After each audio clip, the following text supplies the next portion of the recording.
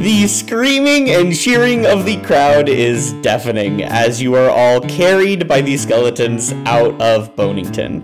Hip hip hooray! Hip hip hooray! As they throw you over their shoulders, catching you repeatedly.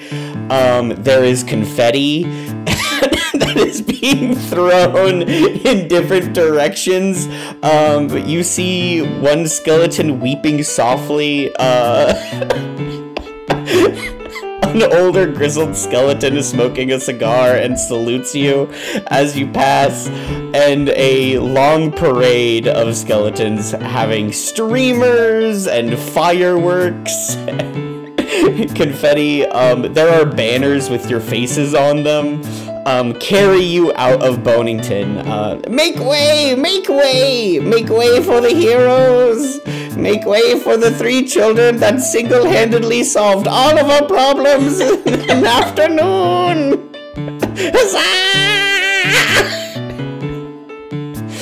You did it! Obviously, I am, of course, referring to your previous adventure, which is very real and happened. You all, who could forget Carol doing open mic night at the poetry club and winning the poetry contest, and making the evil skeleton poet bow out from the competition. Yeah, and of course, who could forget Oswin winning the pie-eating contest after devouring a series of pumpkin and apple pies faster than any other skeleton could possibly do that? How Oswin did it when he is the size of a bat and skeletons don't have stomachs? Obviously we know because we saw that episode and we played it and it happened. So we're aware of the logistics. Anyway, so Osmond won the pie eating contest, and finally resolved Bonington's crippling pie issue that was crushing the economy. There was a pie surplus and there was no other way to resolve it. Yeah, it was truly damaging. There were pies in the streets. Skeletons were just tripping over them. It was bad. And of course, Tommy solved all those murders. When he unmasked the Bone Guzzler, who was that monster what guzzled all the bones. And of course, as we all know, because we were there, Tommy discovered that the Bone Guzzler was in fact Mayor Humorous.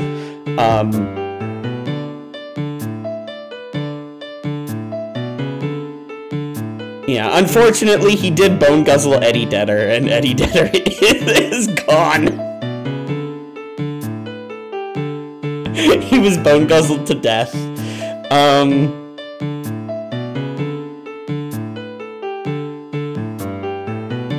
The camera pans up to show like a superimposed faded image of Eddie Vedder in the sky, and he like winks cheekily at the camera before turning into a constellation of stars.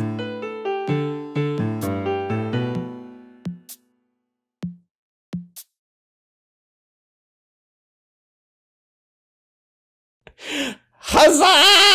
Huzzah! Make way for the three heroes! Oswald also got bone guzzled.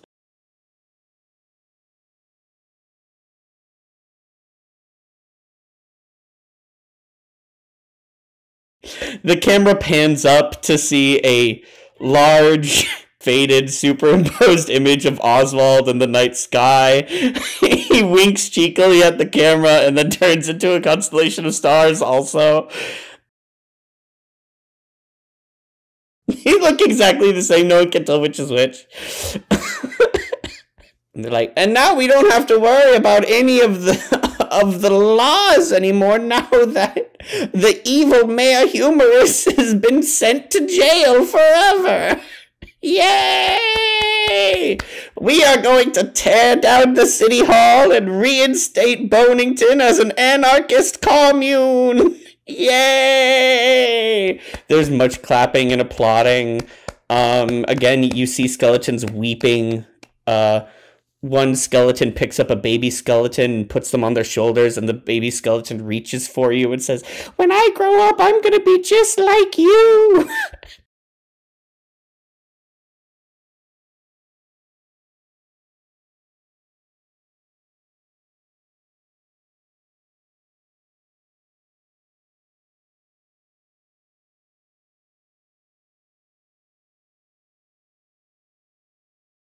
Death to the bone guzzler!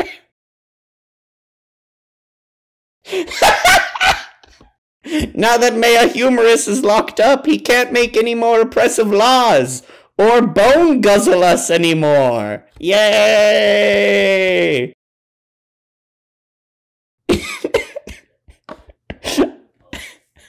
Now we don't have to pay taxes. Yay!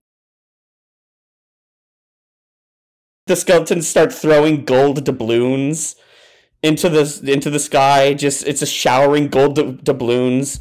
Carol, a gold doubloon hits you in the eye. Oh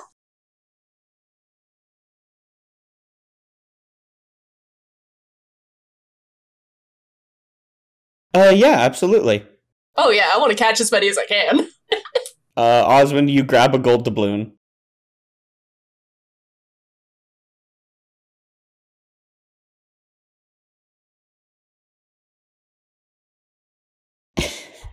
As you do notice that they are the kind that peel away to reveal chocolate underneath. Excellent.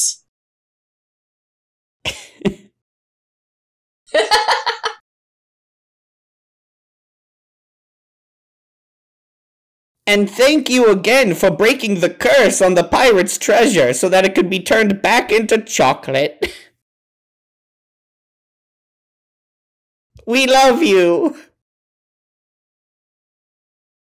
Yay!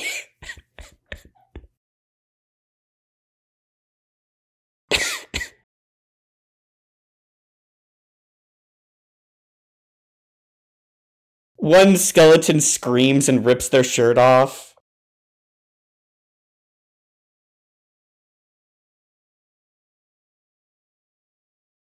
Yeah, this goes on for 2.5 hours. I worked really hard on this, you guys. Please, everyone focus. Until eventually you realize you were in the middle of the woods. You are so far away from Bonington that you can no longer see it.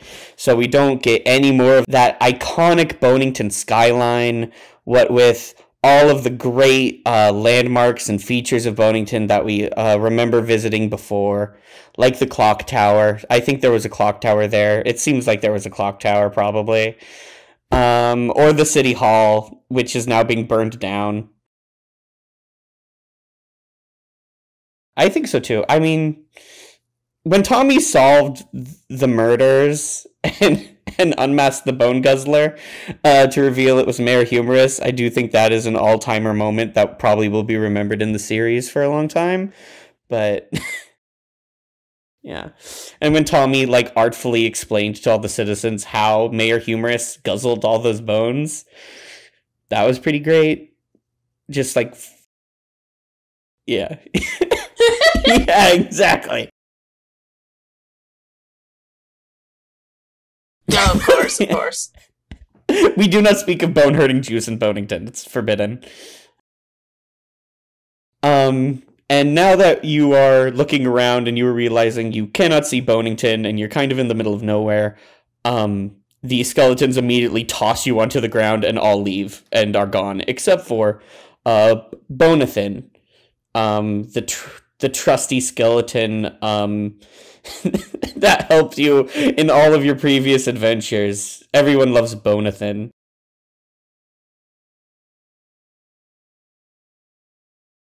Bonathan is not a detective. No, that was a different guy. Yeah, Sherlock Bones was the detective. Yeah, until he got bone guzzled.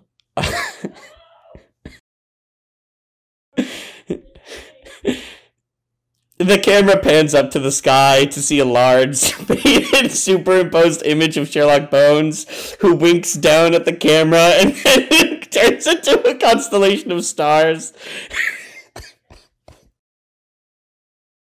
Bonathan, yes, okay, I have a good description for Bonathan. Bonathan is a normal skeleton, and he looks like all the other skeletons, but he is wearing glasses. So that's different.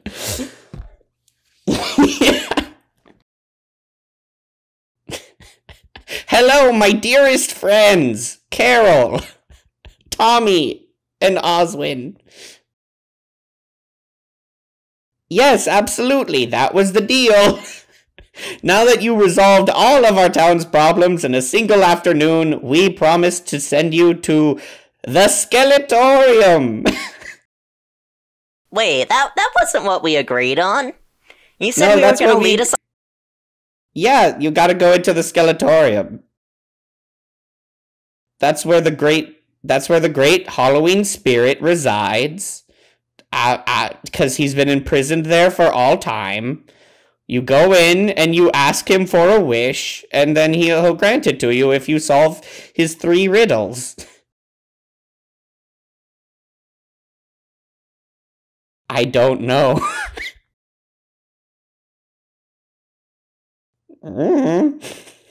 I've never met this man. Yeah.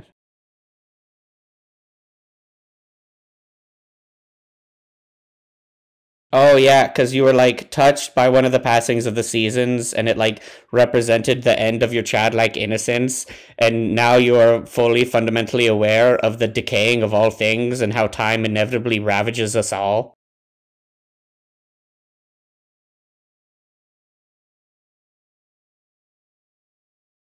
Yeah, that's how he was able to solve all those murders.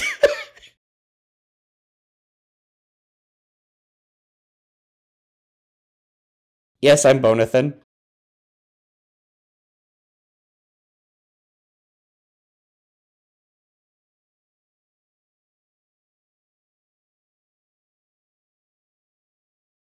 No, yeah, for sure. That's why we stopped going to the Skeletorium. No one's been in it for hundreds of years, because it's like, yeah, if you solve the 3 riddles, you get a wish, but it's honestly just too much hassle.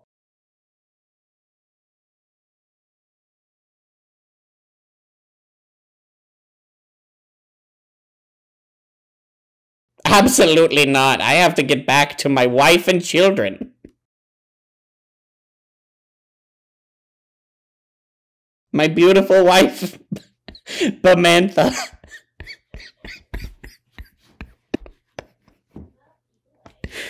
Yeah, for sure. It's right over there. And he points and the camera pans over a little bit and you see the Skeletorium.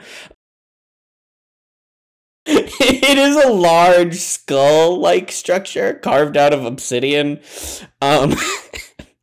Flames erupt from the eyes and lightning streaks across the sky periodically. Yeah, so it's just right in there.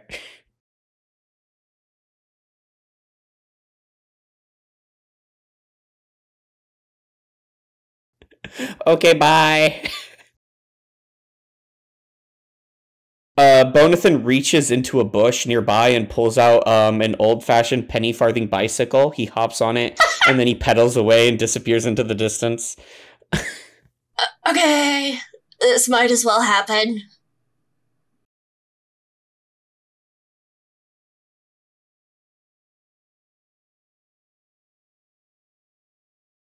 Well, yeah, but we're all familiar because we just finished the all the episodes in Bonington. The multiple episodes. Bonington was a two-parter.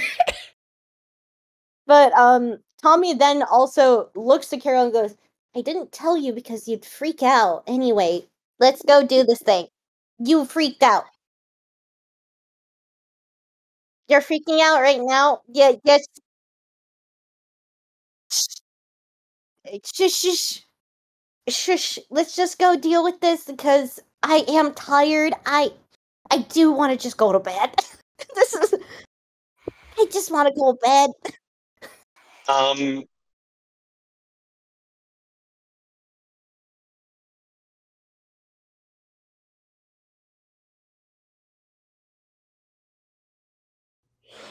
Yeah, the door is the open mouth. It's like it's not immediately there. You still do have to like walk up to it, but it is within sight.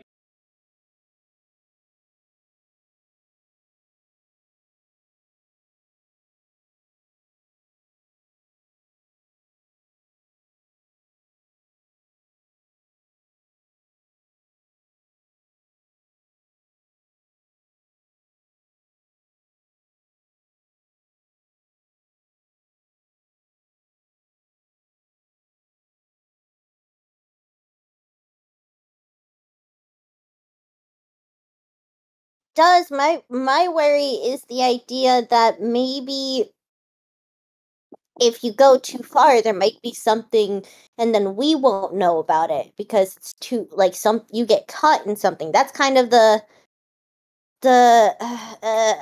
Tommy's snapping his fingers. Mhm. Is that called a catch-22? I think it is. I don't remember. Right? Damn, Old Man Autumn did a number on Tommy. Which we're all familiar with because we all finished watching the two-parter of Bonington.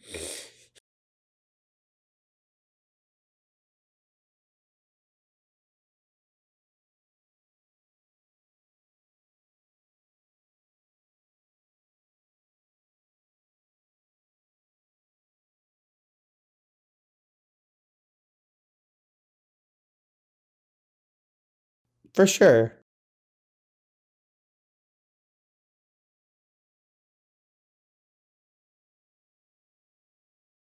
Sure.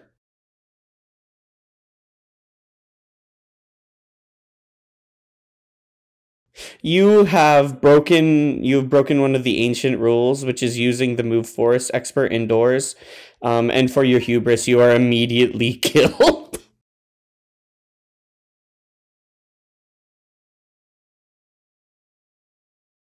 Fantastic. Um, yeah, I mean, you do know how to get where you're going because we can all look and see the Skeletorium off, and not in major distance, about half a mile, right over there. And you all begin taking off, walking towards it. As you do, it becomes, you were in Bonington for a while. It was a long time in Bonington. And so some of this might have faded to the back of your mind or missed your notice. But the effect of letting out Old Man Autumn is definitely noticeable as you look around the hollow. When the wind blows, it's colder and it kind of cuts right to your bones in a way where the wind is shifting and seems to be a little bit more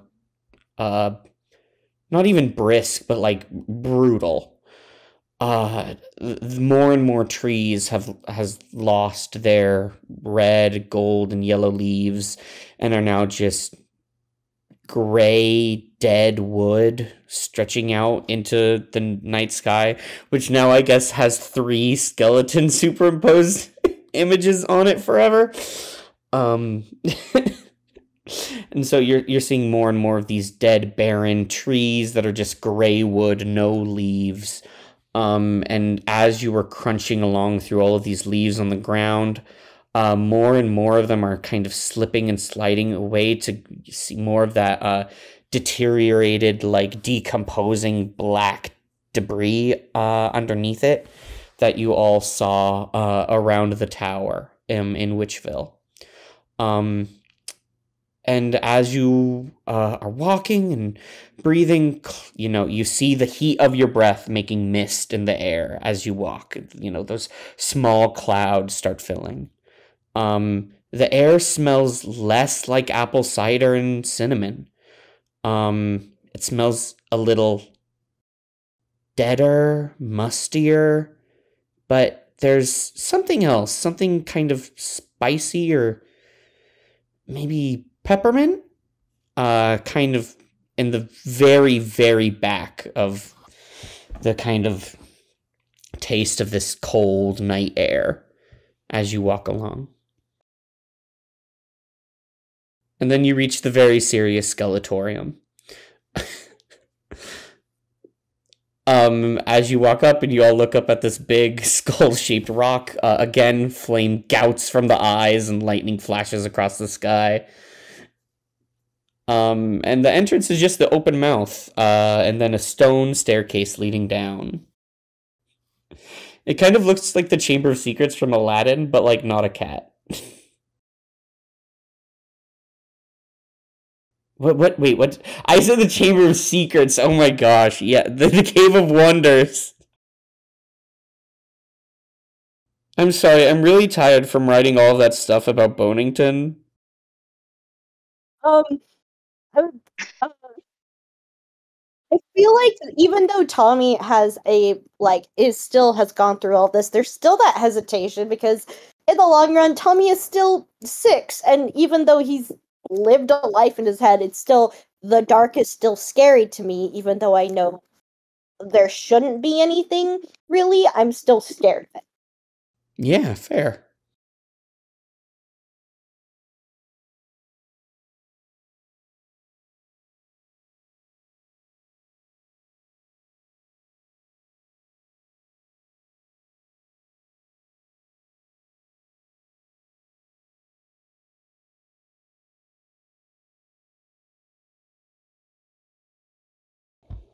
Sure.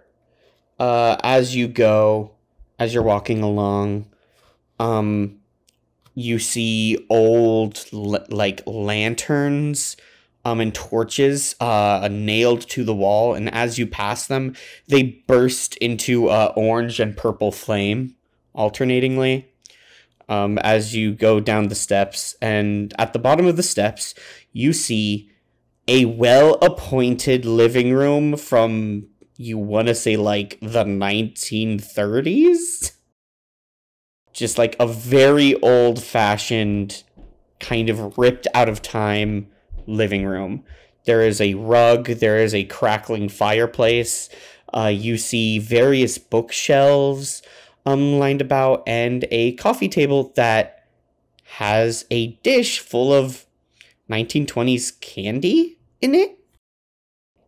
1930s candy.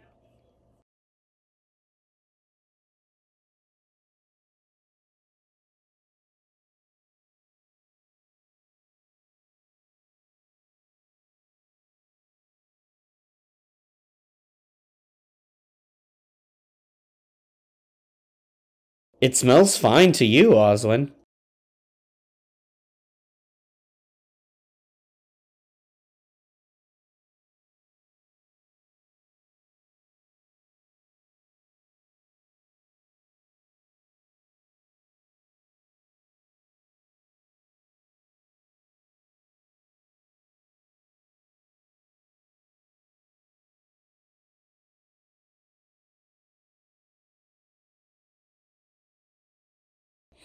Dang, he has a point.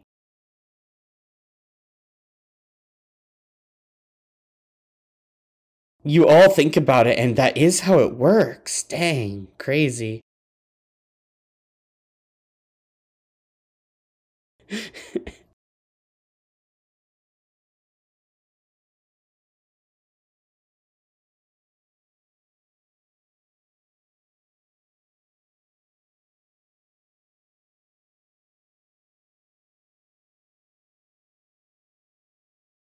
Do you eat the candy or not?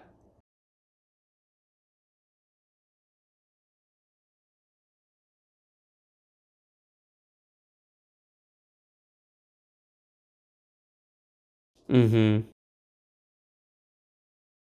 You ate so many pies it changed the town's economy. Yeah, so... Okay, you put it in in Tommy's trick-or-treater, thingy. Sure. I'm good at podcasting. I'm really descriptive. Did you like how I called Tommy's? It's a thingy. Yeah, yeah. Paint me a word picture, and I did. Sure.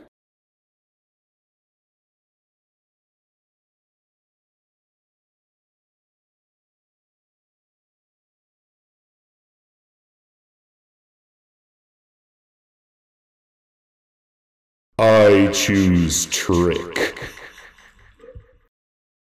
You all hear a kind of like resonant voice echoing through the Skeletorium, a real serious place.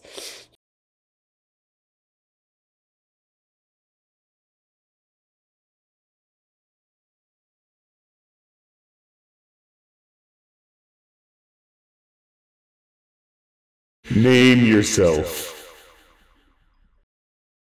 I'm Carol. Anderson. That's Tommy. Look, it's not a fairy.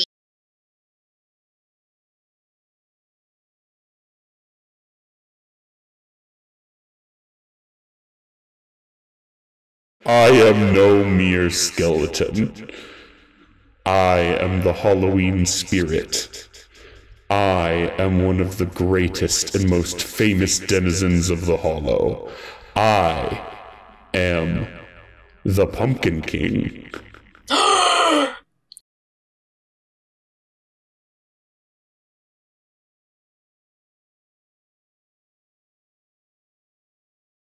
What do you mean I'm not? What? No, I'm the Pumpkin King.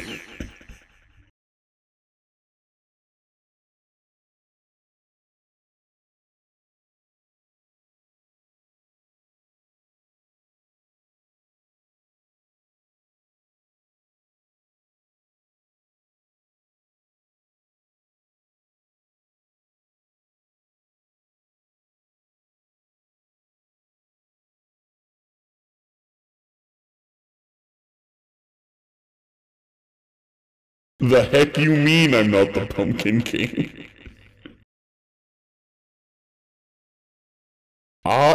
No, there's one Pumpkin King. My throne is eternal, and it's for me. It's my throne.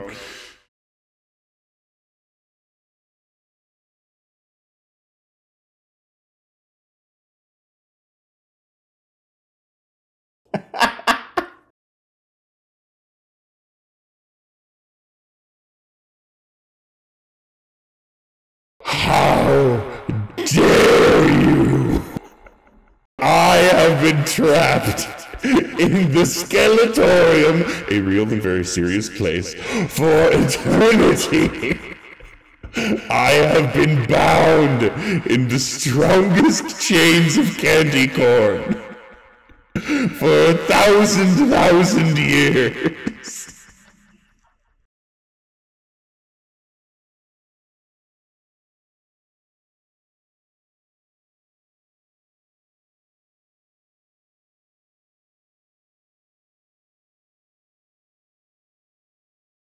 I feel like normally when skeletons and children come in here, there is more respect and gravitas for my whole thing.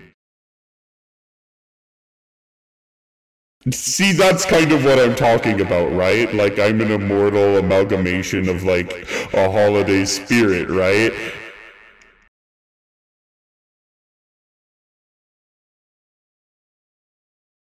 Ugh, that guy.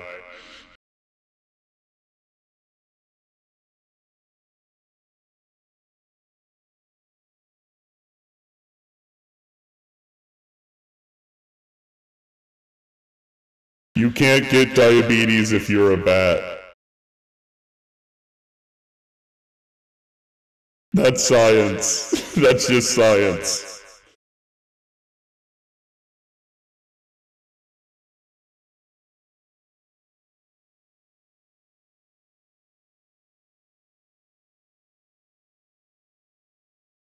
You know what? I don't even want to do the thing anymore. You can all go. Normally when kids come in here, there's kind of a little bit more like ooh and ah. I don't know.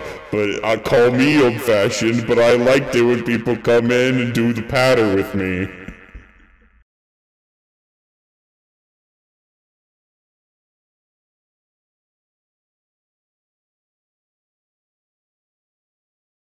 Many skeletons have tried. No skeletons have succeeded.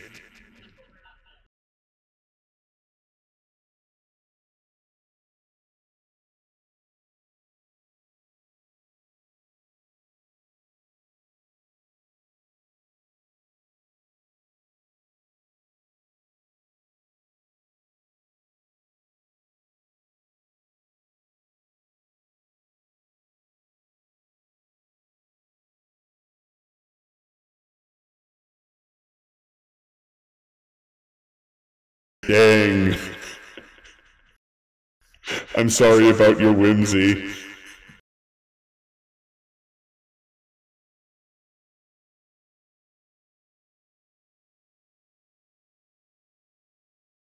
Not necessarily.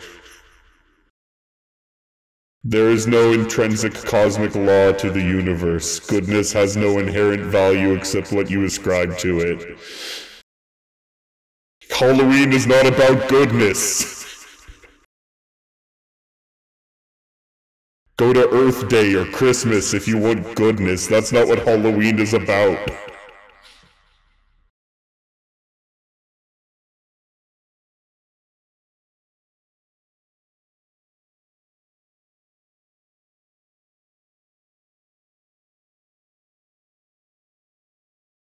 They are not. They are enchanted by the blackest of magics.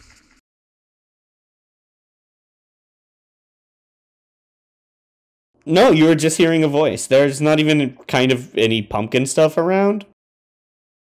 You've just kind of been screaming at the air this whole time.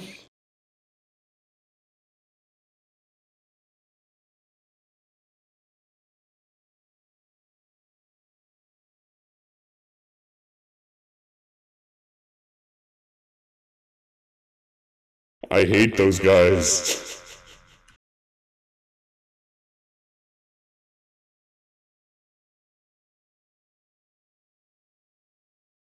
Those are bad.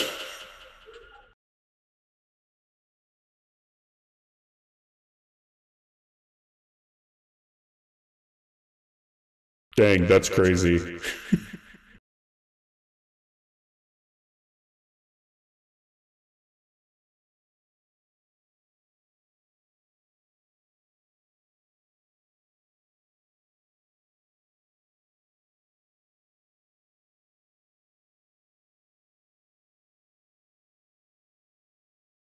Under the light of the first blood moon, the Marquis, though he was not known as that at the time, came and engaged me to a battle of wits. I, of course, acknowledged and competed him because I am the Pumpkin King, the Halloween spirit, the master of tricks and also treats that too. But he got me.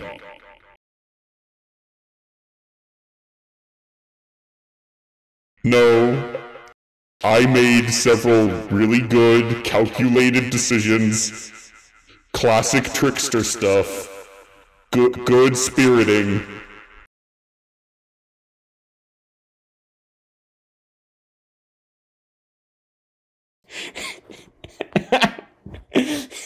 Swimming around.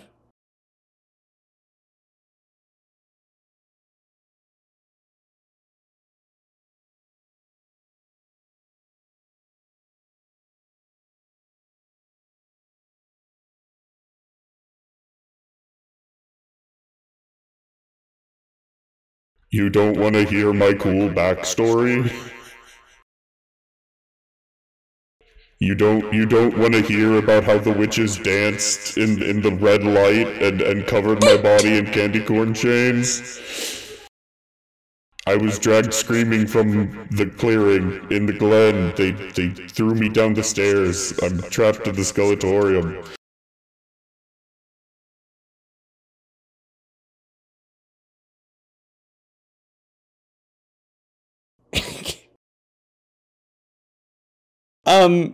No.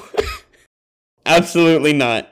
I feel like, you know what? You've really thrown me off my groove, and I'm kind of struggling here. It's fine. Look, a lot of skeletons come down here and ask me for favors. I do a whole thing about how you have to collect the 3 keys and find my door, and if you plug the 3 skeleton keys into the locks on the door, it opens up and you can free me and return me to the world. But it's perilous. Ooh, all the skeletons die. I was gonna say, I just want to go home, and the way to do it is if we get you out. Cause you know what, Carol, stop interrupting. I need you to take a chill pill for I feel like you all really need to learn the value of teamwork. And the true meaning of Halloween.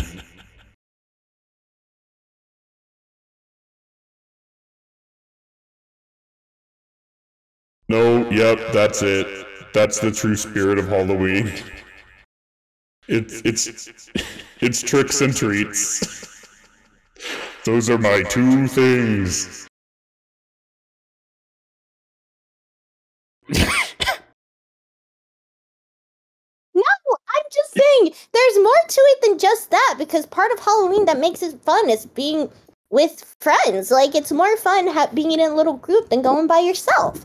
You know? So it ends up being that way, and I think that should also be it. I understand it's like, ooh, if you want Earth Day or Christmas, blah, blah, blah. I heard you. I'm talking about the fact...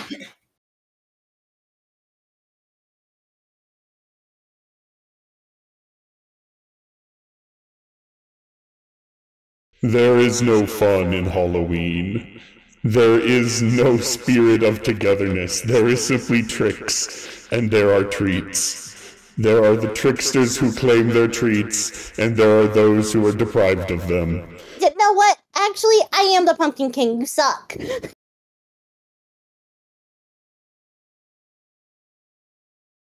I don't know. It's around. They're like around here somewhere in the Skeletorium. It doesn't matter. You're all gonna die or whatever.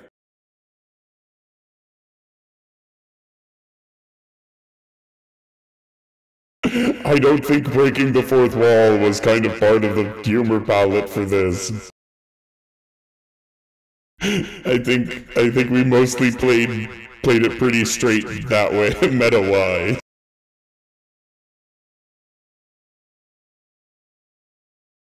There's gonna be a really sharp, harsh tonal vibe later in the episode.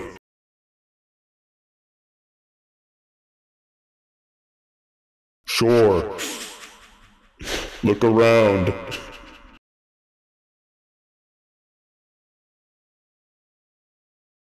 I'm not giving you attitude. You're giving me attitude. You are all very disrespectful. I am the king of all pumpkins. Do you get that? Do you know how many pumpkins there are? Yeah, I do, and you're doing a bad job of it. So how about we try to help?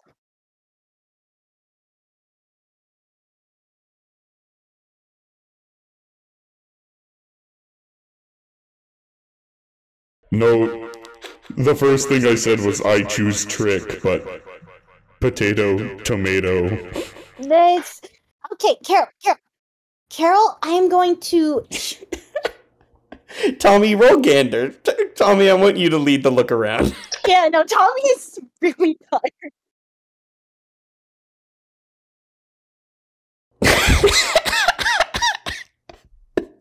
Right? Carol lore just dropped. Are you on anxiety meds? Because if not, you need to be.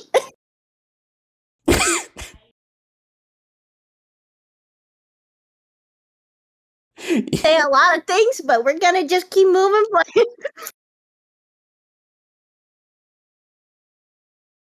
forward. That is a flat 8. With a flat 8 on a gander. I have it asking two of the following questions. One will be true, the other a lie. Sure. So I think what happened here recently and what should I be wary of? Because what here is not what it seems. We're in a 1930s room. There's stuff going on. Well, what happened here recently, as you look around looking for signs of disturbance, you don't see too much. It mostly looks pretty pristine. The skeletons said they hadn't come down here in years, though whatever the skeleton's concept of time is down here, who knows? So nothing has happened here recently. As for what you should be wary of, I mean, probably everything. When you look around, the fireplace, this is like a haunted house dungeon thing, made by... You kind of pressed B through his monologue about the backstep, but it's something about witches dancing in the red light of the first blood moon or whatever. That probably is bad. There's a yeah. There's a crackling fireplace that, as you look at it, seems... You don't know... You can't put your finger on it, but you're unsettled by it as you look at that fireplace. You look down a hall, and it's, like, dark at the end of it every once in a while, and, like, a light will flicker.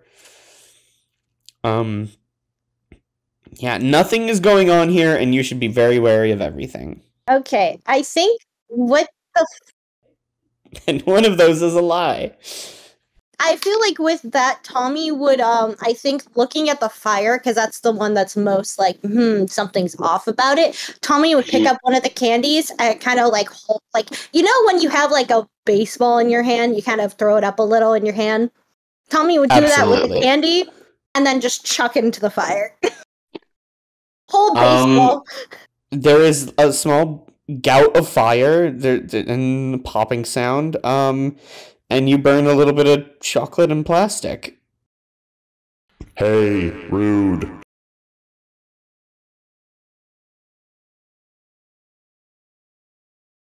I'm trying to figure out how to...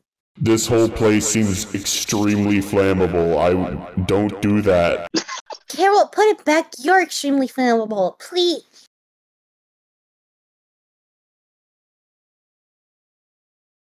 You know what else is extremely flammable? Pumpkins. Pumpkins are extremely flammable. He's just... Yeah. I mean... I am. You're really... I was gonna say, you're really not good at that, but anyway. Heavy is the head that wears the crown. And and you see Tommy curb himself, but then he goes, "It's a bad crown." You saw the start of an SH, and then he just pulled it back.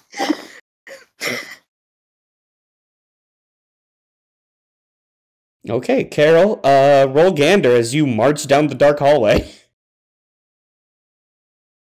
So you get a negative to that. Yeah. Oh no.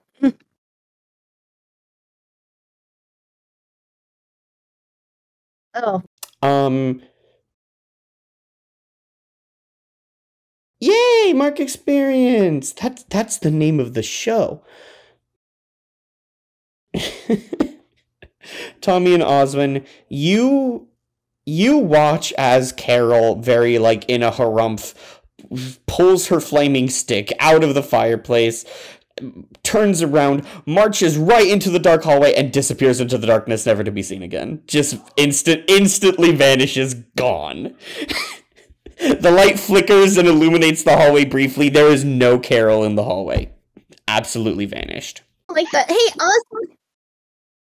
Oswin, get into the bucket. You and I are gonna march through together. And when I say together, I mean don't fly away out of the bucket. I will keep a hold of the bucket. Got it? Do you want to get out of here, or do you want to stay a bat for the rest of your life? Splitting up has always worked really well before. Yeah, don't listen to him. I'm not being facetious. Yeah, no, but your whole thing is about trick or treating, and so you're trying to be tricking. I don't do tricks on people that are here to free me. That would be ridiculous. Why would I do tricks on you if you're gonna get me out? What if?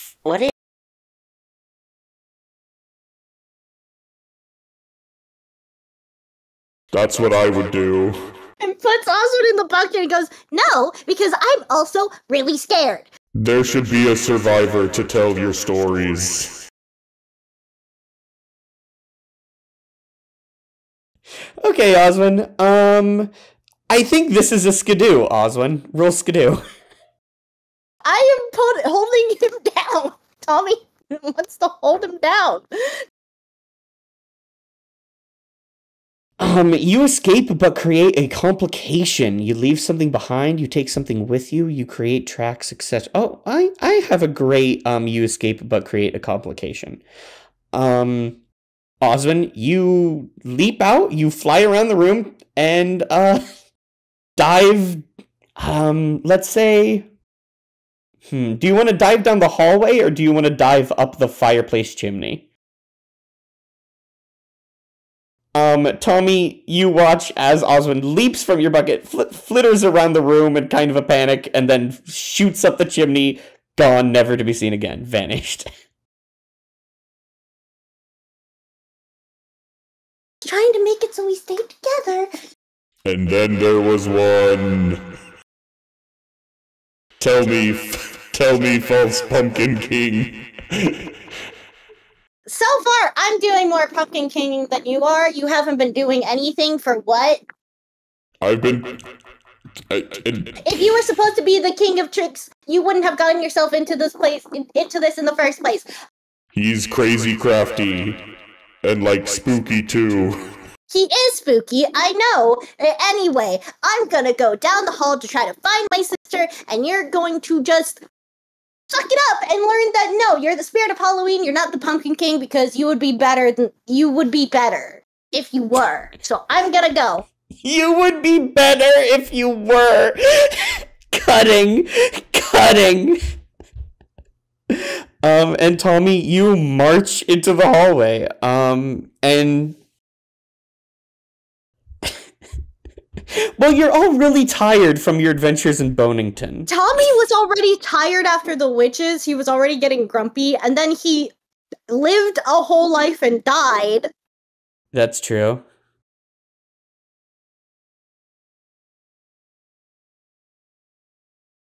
Yeah. Yeah.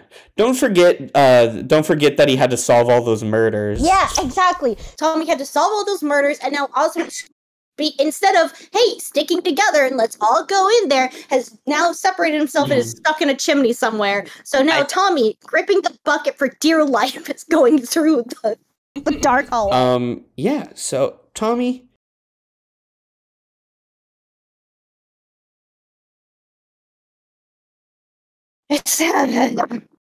You start walking down the hallway carrying your little bucket of candy, and leaves. There's a few black lilies marching down. The wood creaks under your steps. The light flickers creepily and eerily as you walk along. And it seems like you walk on and on and on for hours?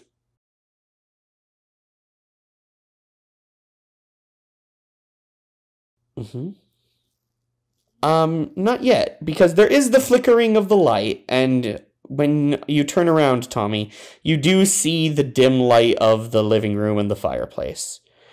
And as you continue to walk along this hallway that is sometimes illuminated, sometimes not so much, you come to your first door.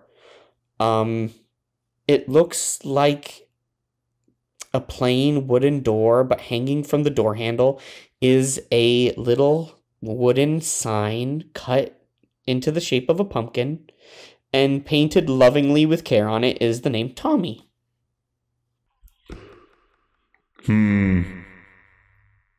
I wouldn't go in there. Are you actually trying to help, or what? What is it? I like helping. I don't want to be stuck in here forever. If you do it, then I get out. Okay, so then my question is do you have any idea what goes on behind the door? Or do I just keep going and try to find Carol and the Carol door? Everyone's doors are different. It generally goes better if you're by yourself. That's what I'm saying, is the whole idea of it is that what if Carol's behind the door, because Carol has a really... I've just noticed this because I'm starting to notice a lot more things. It's really weird now, because I went from not like just going through the world all happy and stuff, and now I'm like, I know what taxes are. I get it. I don't like knowing what taxes are. Anyway, so... I don't think Bonington cared too much for taxes either. I don't know exactly what anarchist commune is, because that is... Anyway, because Carol has a lot of really... I think at this point, she's more worried about me growing up than she is about taking care of herself, but she doesn't want to admit the fact that because of this situation, I have grown up. But she doesn't want to admit it, because... Yeah, anyway, I'm gonna open the door. Yeah. I was feeling a lot of tension between you two. I think that's a very apt summary of what's causing the strife in your personal relationship. This is very recent and new. I'm tired. I could use a nap.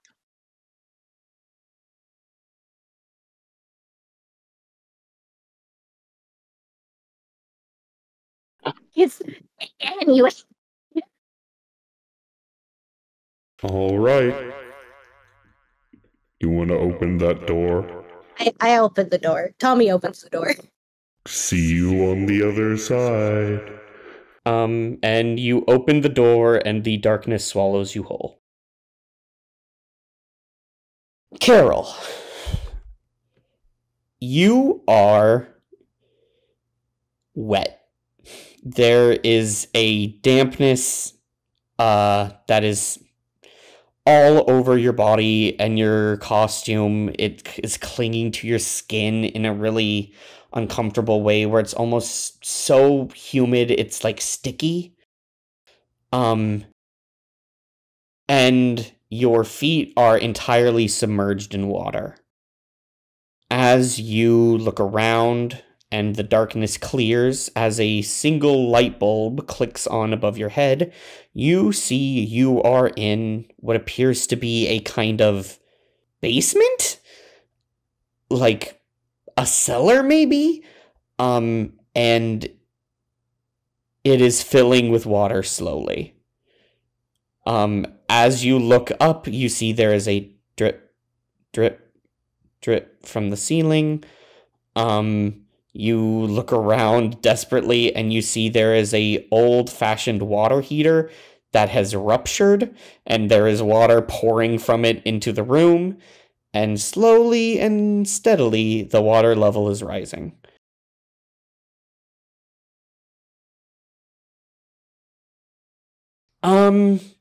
As you look around, it just kind of looks like a large basement area. You see some stairs leading up to a ceiling.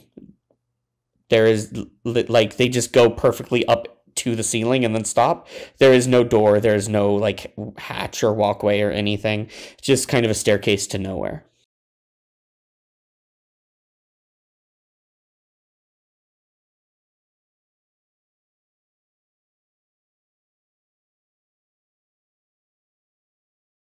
Mm-hmm.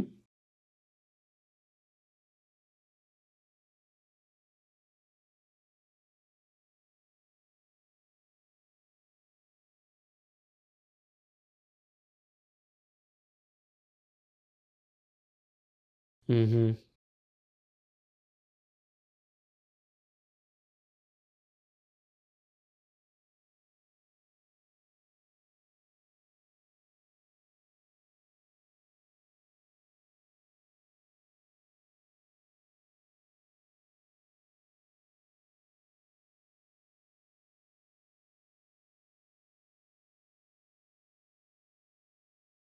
You are swept up in your own verse. The DM tells you something poetic about your situation, but it's up to you to make it useful. Oh, I know that one. And you hear the voice of the Pumpkin King echoing through the basement.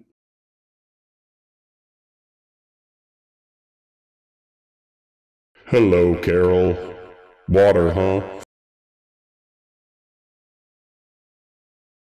Filling up pretty quickly. Got a thing about drowning, Carol? Yeah, that's probably top 5 worst ways to go.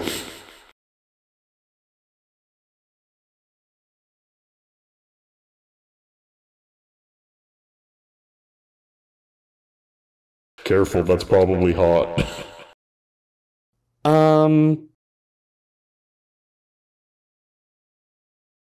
That's true, yeah. As you start wading through the water, you feel something brush against your feet. Did you see that? Something definitely moved in the water. I feel like being very helpful. There's something moving in the water.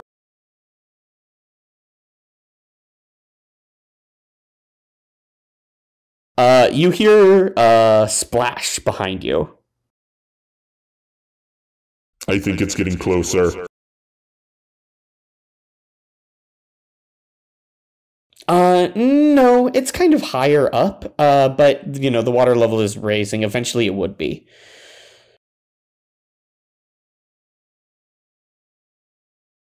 Okay, you,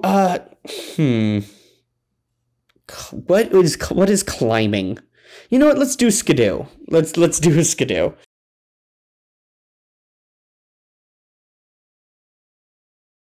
Scampering around, I think, counts as skidoo activity. Okay, Carol, you start clambering up the water heater. Bits of you do get burned, because not all of you is wood, but enough of you is wood that you're able to start climbing up. And as you do, you get to the top, and you look underneath you, and when you do, you just see black water. Whatever basement ground or anything was there has definitely just fallen away, plummeting out from underneath, and it is just endless aquatic abyss. It looks like staring at the ocean at night. You do see something moving in the water, though.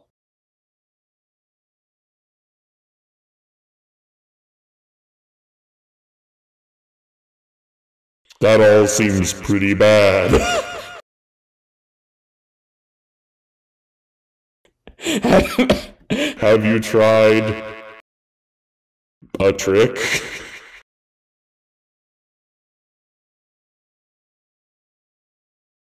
Have you tried a treat? Maybe if you feed it, it won't feast on your little child bones.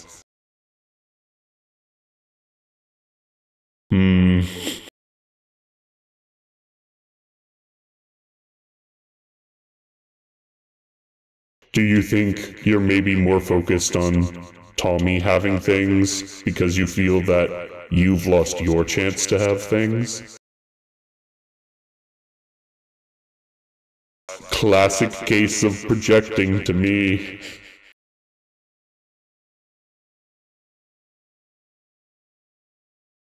Do you think that your case has any relevance to his?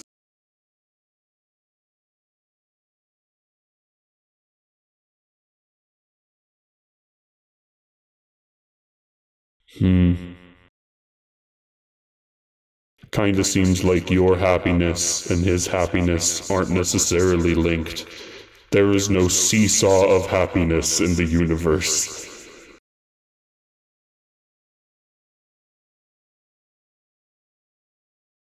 The water is rising pretty high.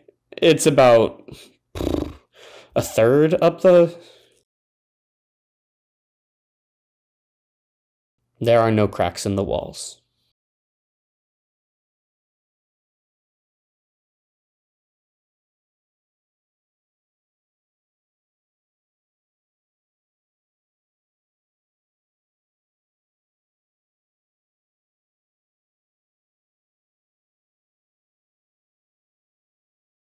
Okay, fantastic. This is a cause mischief for sure. No. Hurt seems like attacking a creature to me, whereas, no, cause mischief. Yeah. Yeah, it does say that. That's, you know what? Yeah, that's true. Sure. Roll hurt. Roll to hurt.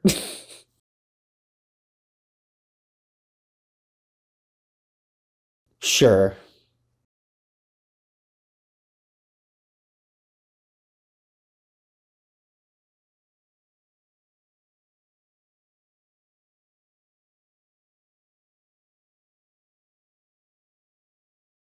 I'm going to say you're going to take one harm. This will just be the culmination of all of your little burns. From...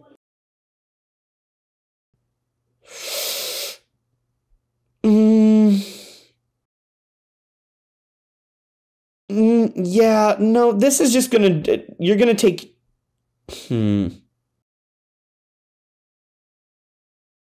Yeah, I mean, if you wanted to ignore armor, quote unquote, when wood gets wet, though, it becomes less, like, firm. Yeah, that's true. You know what? No, I said one harm. You have the thing, so you take 0 harm from the... Yeah, we'll just say narratively you get burns. You start banging around with this water heater, and it gives. And as it gives, you are sent careening into the water with the water heater landing on top of you. And you start to sink into the water. It is black, and it is cold, and you feel something moving around you.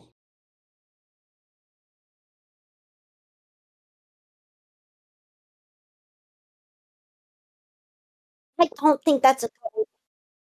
Interesting. Has Carol pieced together what her curse is exactly and what causes her to lose part of her body into wood? Because there is a very specific thing that causes that, and I'm wondering if Carol has noticed it. Kind of, yeah.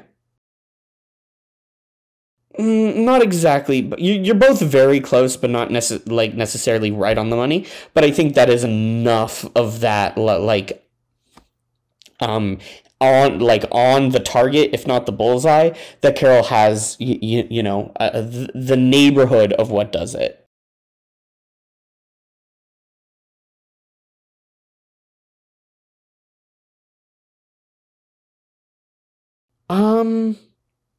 Let's say brace yourself.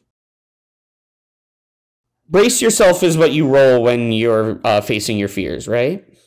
Yeah. This is about as facing... Yeah. Yeah. Definitely.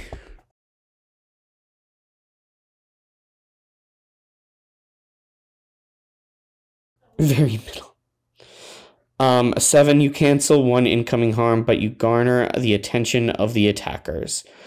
Carol, as you are sinking, you start thinking about what is your curse exactly? Your idea of maybe if I was all wood, like the Hollow Guard, maybe whatever is here won't hurt me so bad.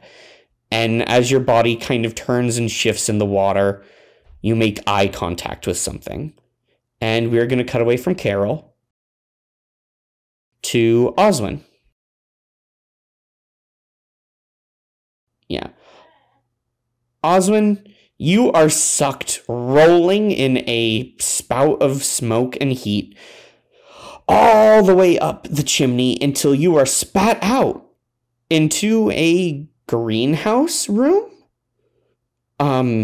You are still inside, and when you look around, you see the glass panels of walls and ceiling, but there are trees and plants all around you.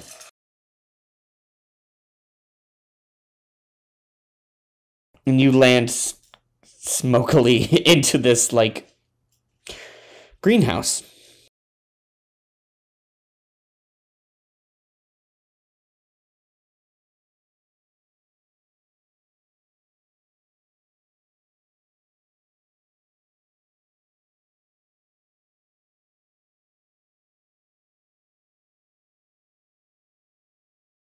Yeah, I'm pretty surprised too.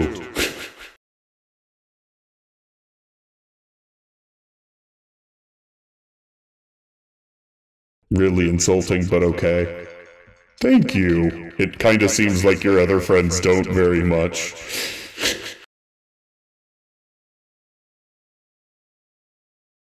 Wow. Exactly.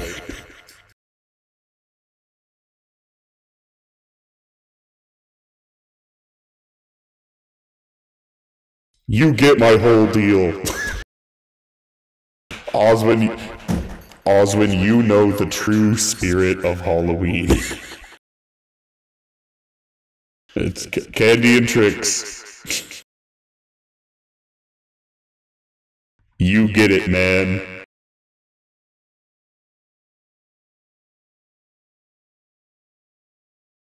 That's not how that works. That's not how that works. That's Why share with anyone?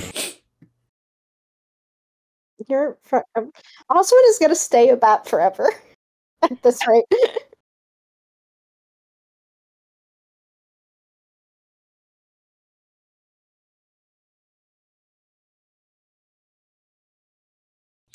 That would be great. I have gotten really tired of being stuck in this place.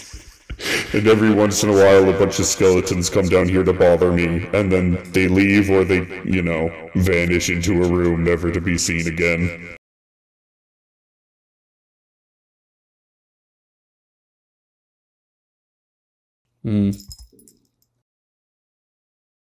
Every room's a little different.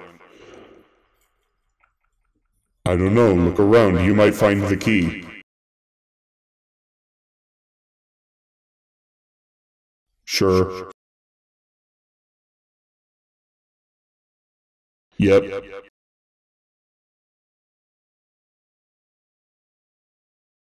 One collective wish. You haven't made a super great impression on me as a group.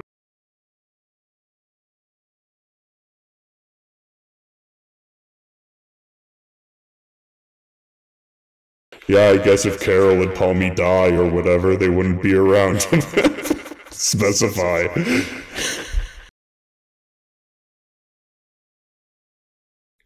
Skeletons die in here all the time. They're made out of bone. Oh, for sure. They come traipsing in here and they say, Pumpkin King, grant us your wishes! And I say, absolutely, and I do my whole spiel, and I say to release me so I can solve your problems and grant your wishes, you need to collect the 3 keys and find my door.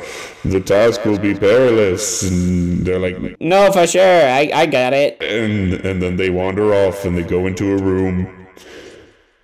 And I've never seen any of those guys again.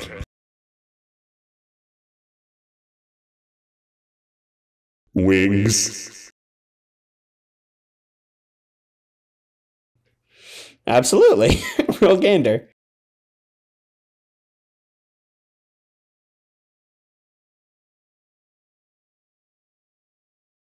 Okay, you can ask 2 questions, and one of them will be true, and one of them will be answered with a lie.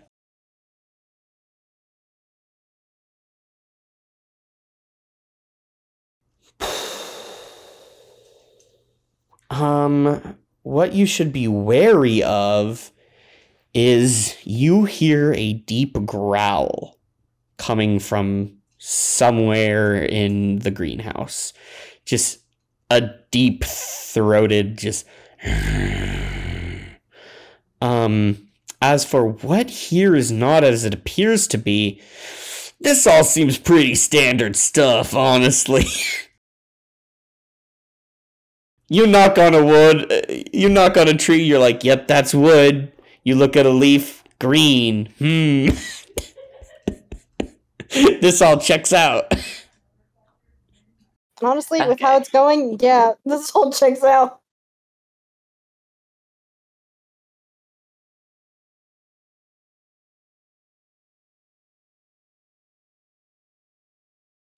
Did you hear that? Oh dang. That's crazy.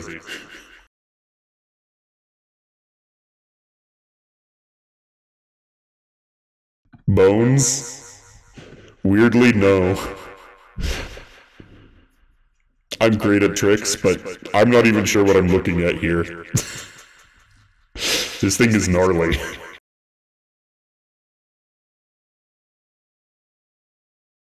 Oh yeah, it's kind of just like over there, past that rutabaga bush.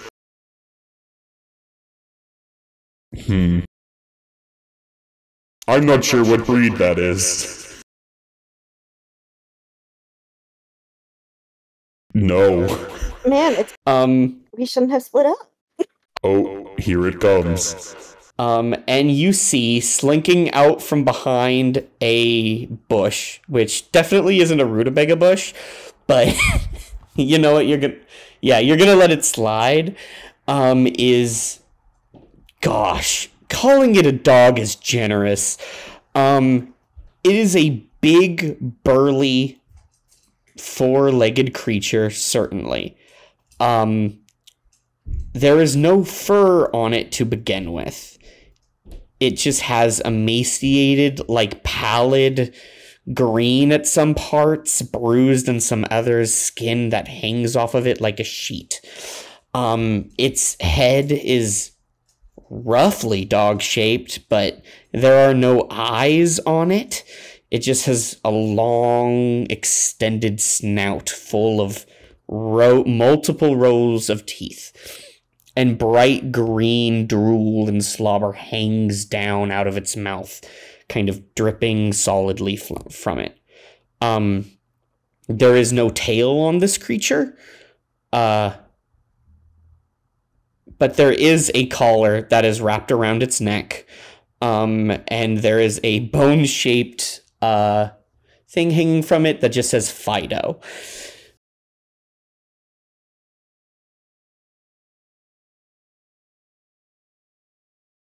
Yeah. And it sniffs the air.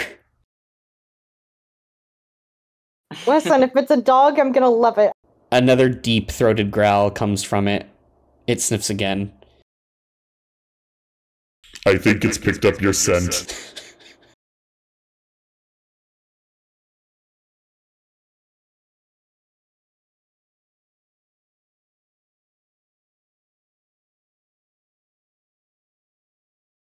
Either way, you're kind of boned. You know what? I think it's a German Shepherd.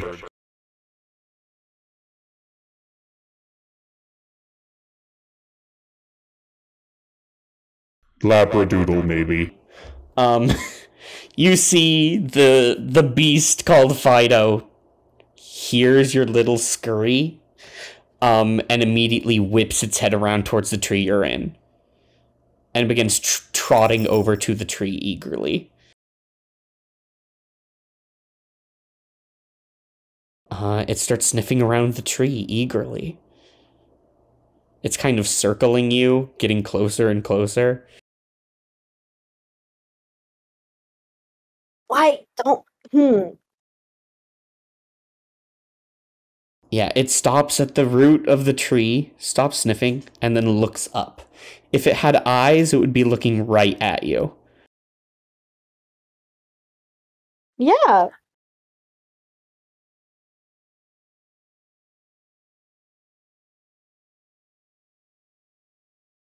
Gee, it's almost like Tommy's idea of maybe we shouldn't split up is starting to look better now, huh? Fido does that dog thing when it rears up onto its back legs and then does a big stretch, and it places its paws up as far up the tree as it can, and it cracks its paws apart, and you kind of see the side of the paw kind of like disconnect a little bit further, and its paws grip the tree, and it starts pulling itself up, and it begins climbing the tree with its like paw hands and like paw thumbs.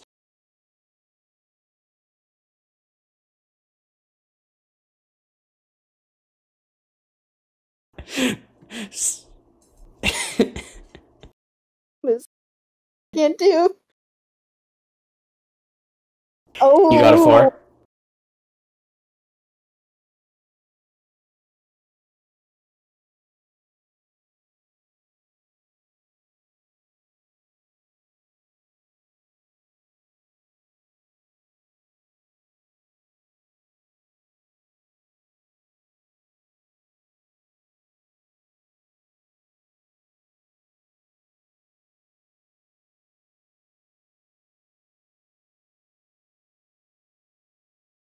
yeah. Osmond, as you flit away desperately, Fido comes crashing down.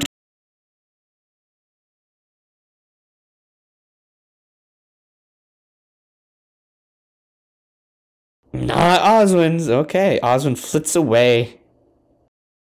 Tommy, Yeah. you are in. Yeah.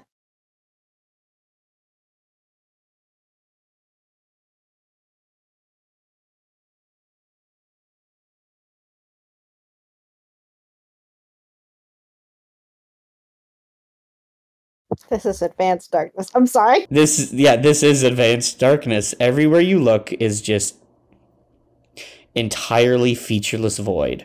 You hold your hand up in front of your face and you can't see it. You can feel yourself looking around, you feel your eyes are open, you can feel them blinking. But there's honestly no difference. If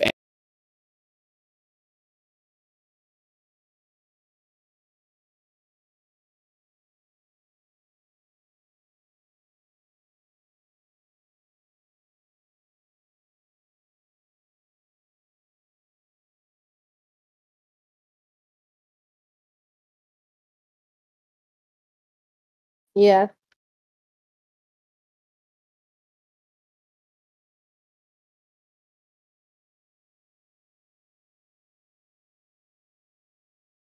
Okay. I get that this is my worst.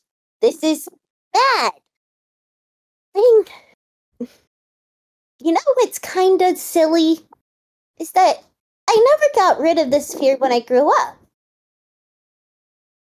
It was always just there. And I still don't really know why. It's the dark. So this doesn't help when I am, instead of being in my 30s, I'm 6.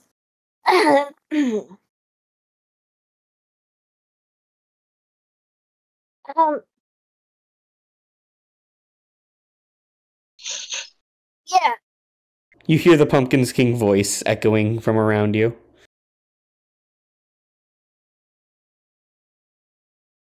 What? I'm stressed, okay? What do you You said it was different for everyone. Of course you've never been in it. Anyway. Well, okay. So what exactly are you, like, do I just gotta keep, I think I'm gonna have to keep moving forward because I don't think I'm gonna get out of this if I don't keep moving.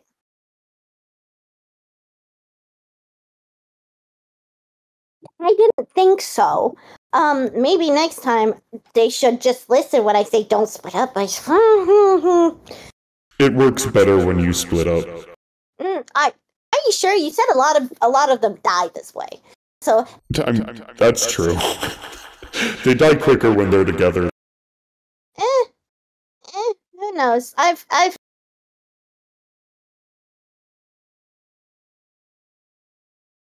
Like, if one skeleton would open a room and there's a bear.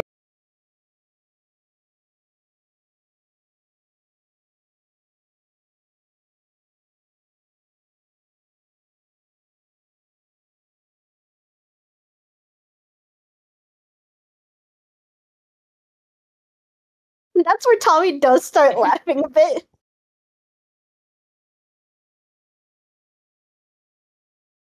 I think I'm gonna keep moving forward. Ugh.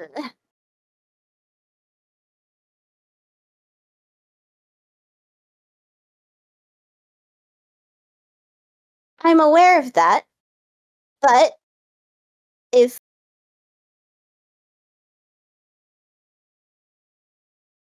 yeah, so there could be.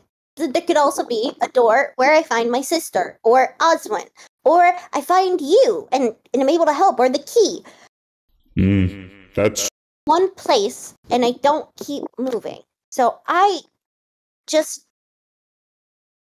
need to go. I can't see anything, so I'm just gonna keep walking forward. And I am so scared, but that's okay?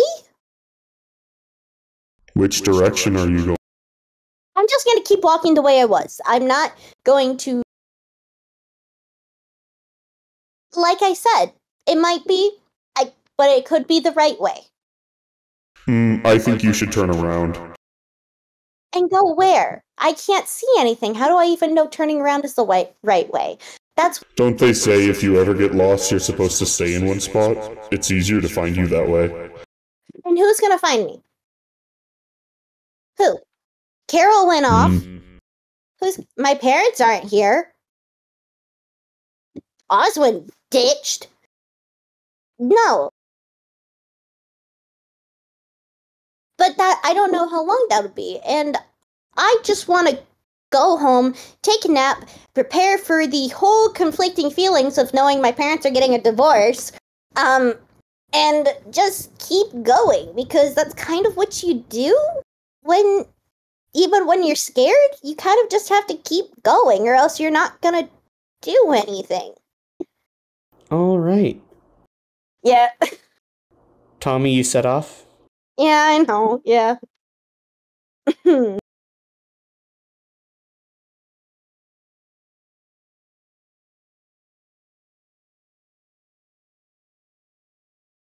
see anything. A skidoo or a... I don't have either of those, so regardless, I'm gonna have a -3. Yeah, sure.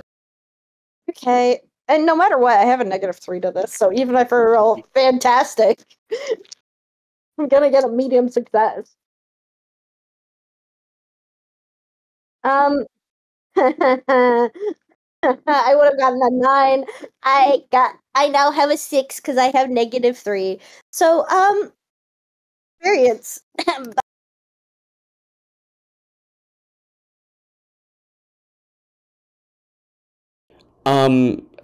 This game doesn't necessarily have this rule, but I think after that speech and what we're doing with Tommy, I think it only makes sense. So how you do advantage in Powered by the Apocalypse system.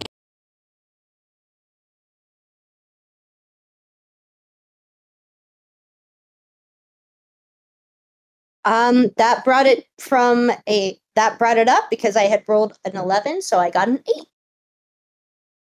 8. Okay. I have a negative, so I have a -3, no matter what. I was gonna.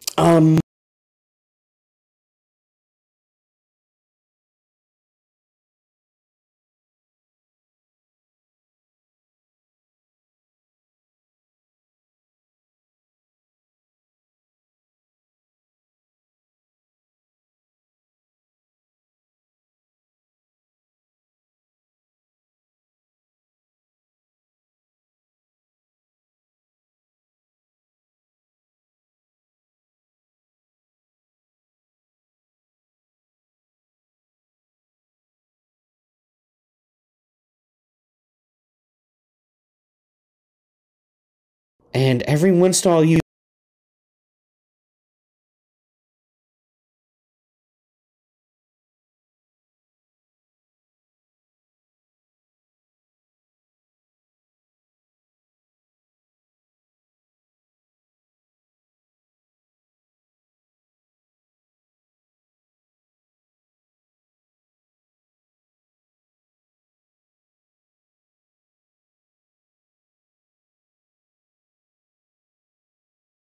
you feel like you've been walking for an eternity. Until you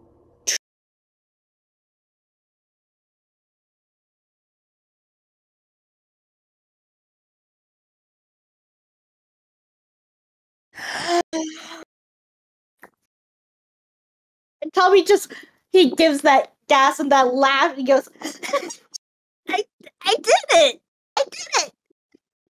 as you laugh and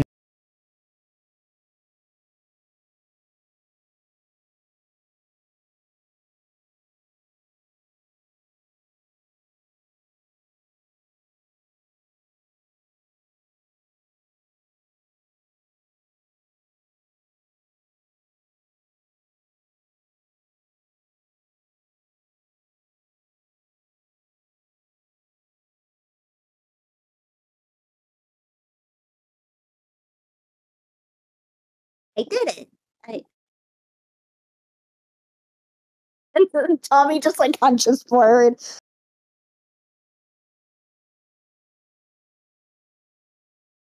Yeah, I got your stupid key. Turn away for a moment. I'm gonna say some strong words that technically shouldn't be fit for a nursery.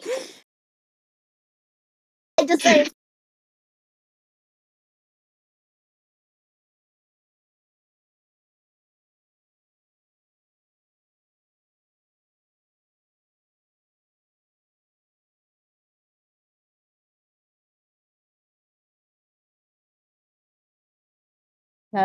Tommy goes and walks through it.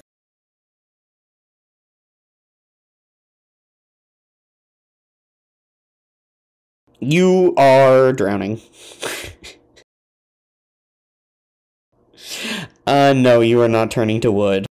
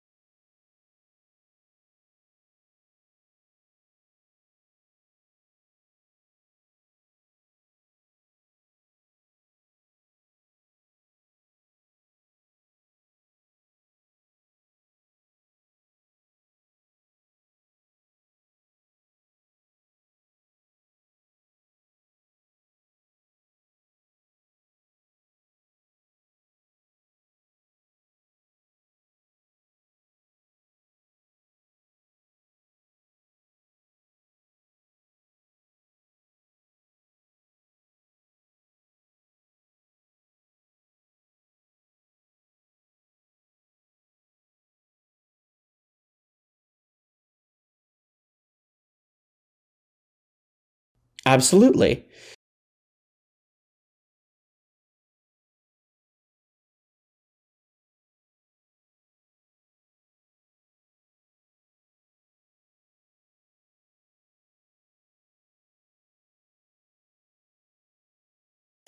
He's just a whale guy.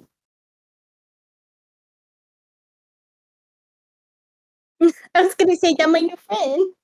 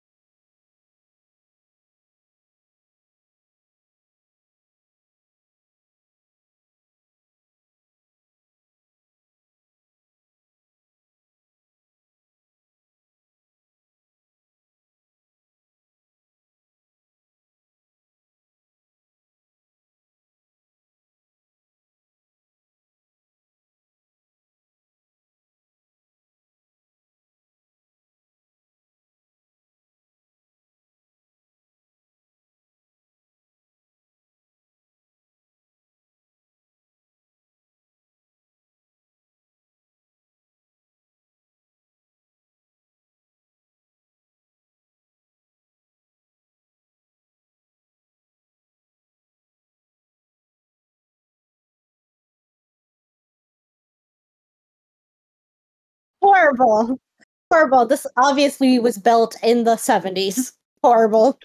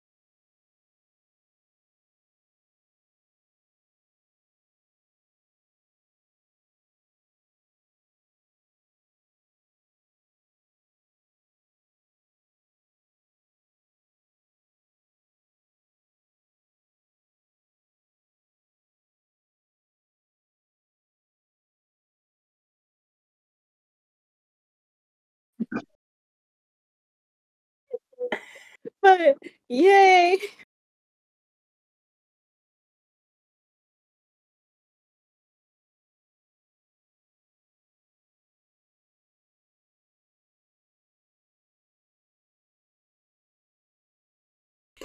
A trick!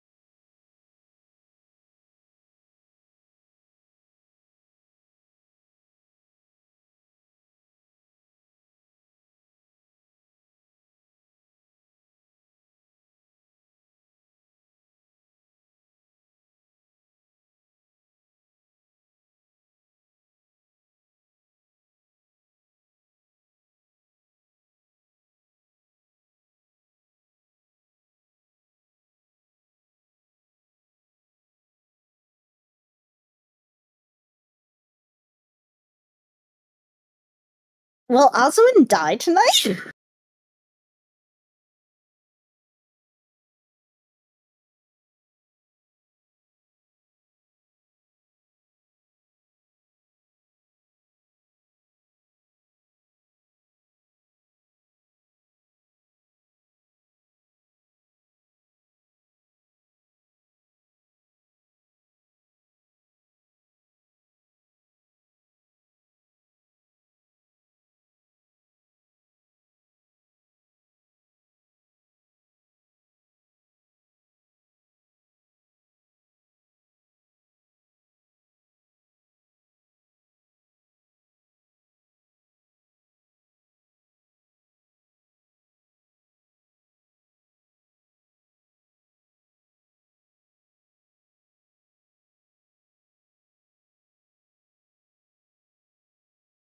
I thought he said rutabaga.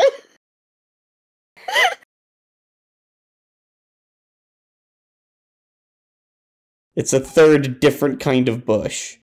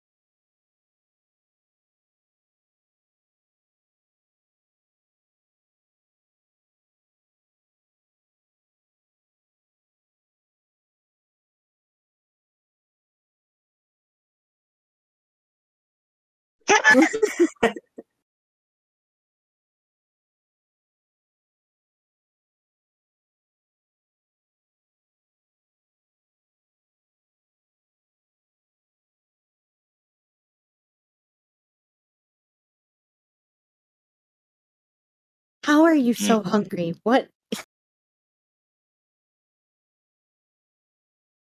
How are you so hungry?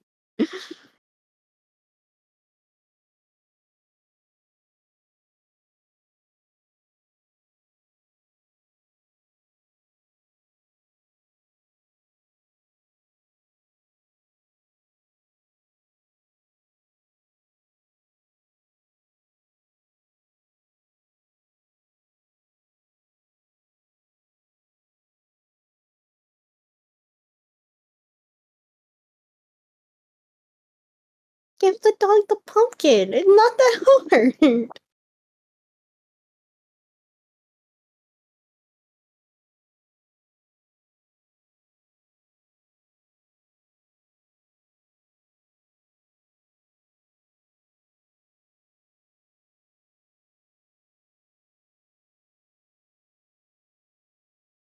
You're gonna be a bat forever.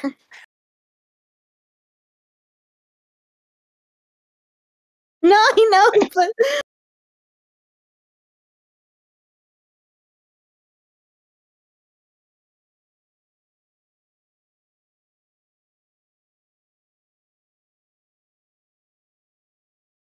Your scheme works, but does one harm, but any items you use are destroyed in the process.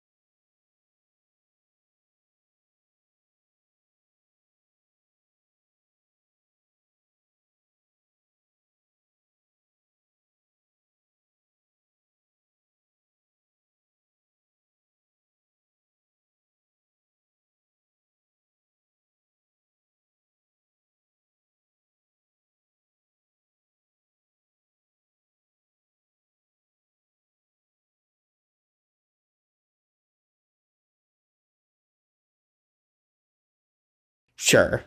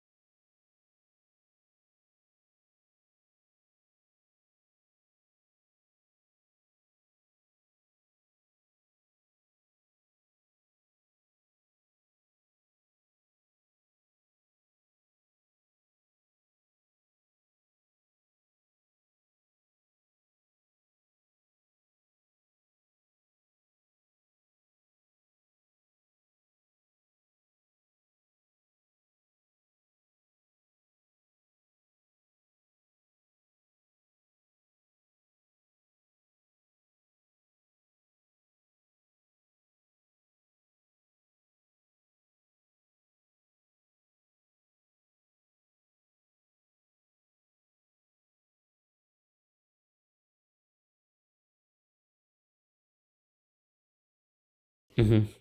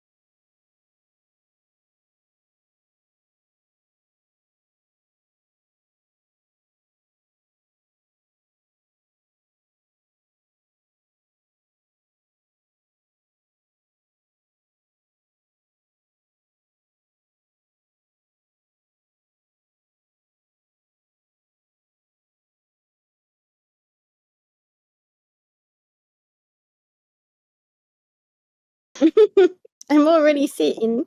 Yeah.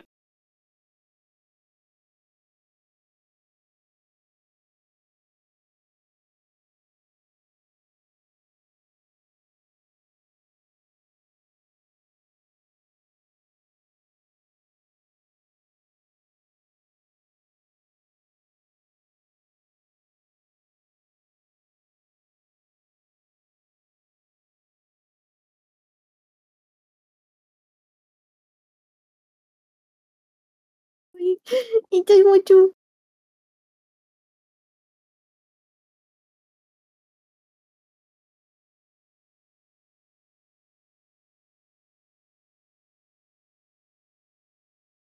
Oh no.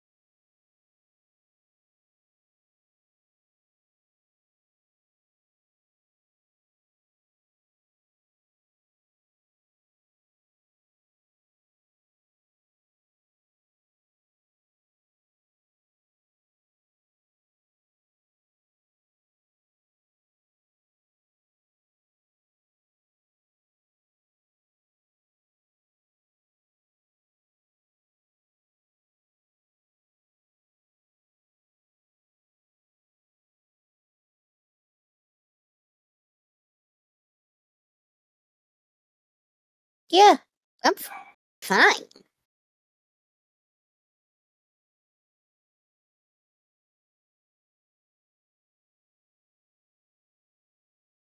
Tommy's just looking at them both like. I feel like there's a whole thing where you guys probably made it really exaggerated in your head. No.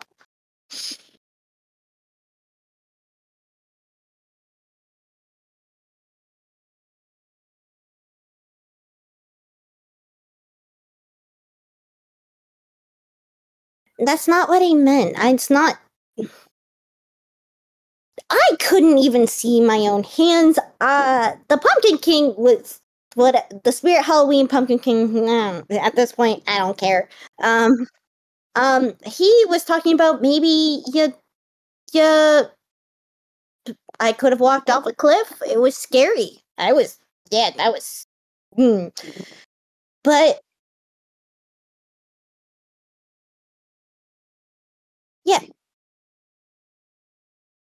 but that's what I'm saying is that you guys probably. I feel so old. You guys probably let it. You push through, but you didn't decide. The words are not wording. You built it up to make it more. You made it worse by building it up in your head. It was scary, but then you kept building up.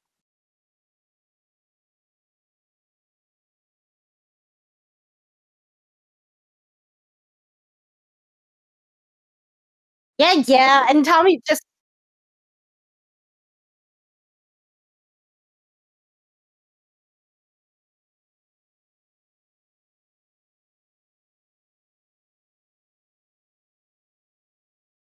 Yeah, and so you fought a dog? What?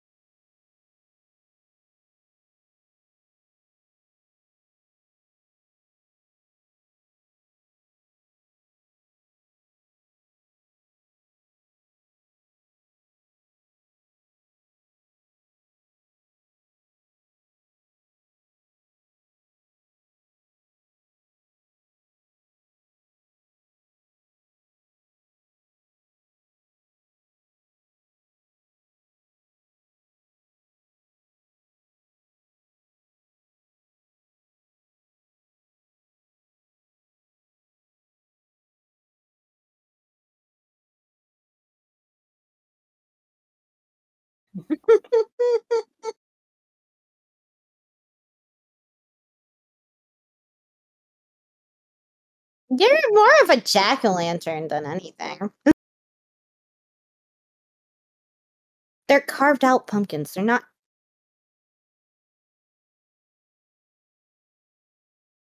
No, it isn't. Anyway, we did the thing. How do we get out? Because I'm really, really tired of being an.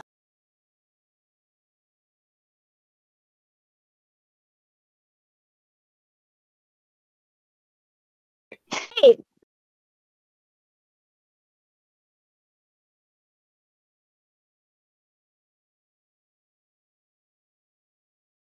Just a big cave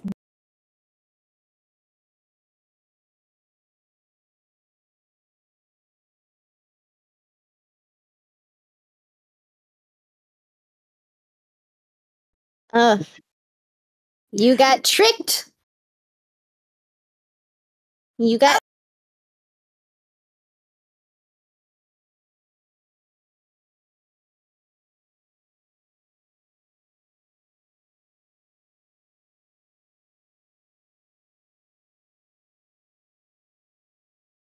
What, facing your fears? What are you at this point? What? I was gonna say I'm just over Halloween at this point. I just want to take a nap. I like it. Okay.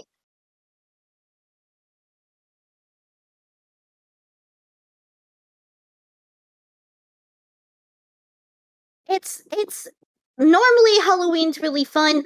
I aged a lot and now I'm back being 6, which isn't fun.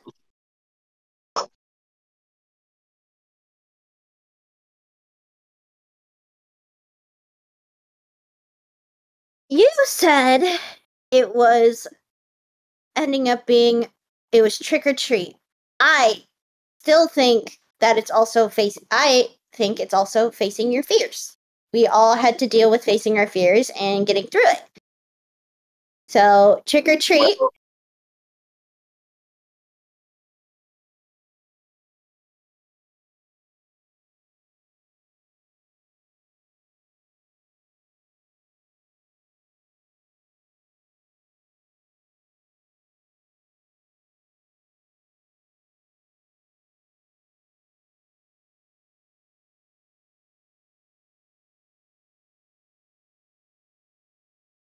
Don't like that. Don't like that.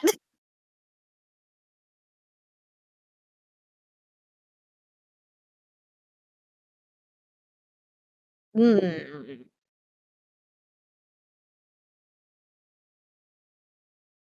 This just feels bad.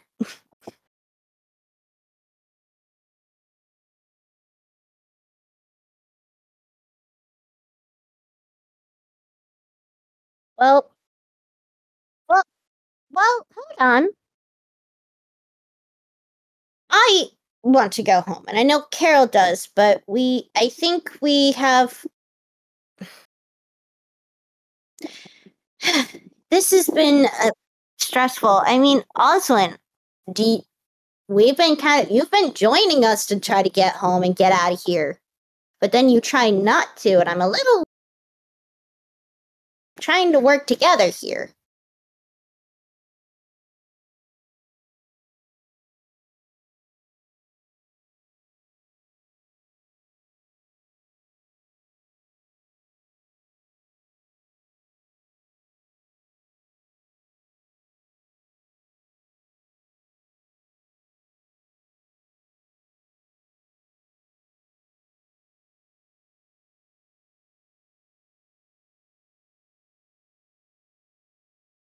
Well,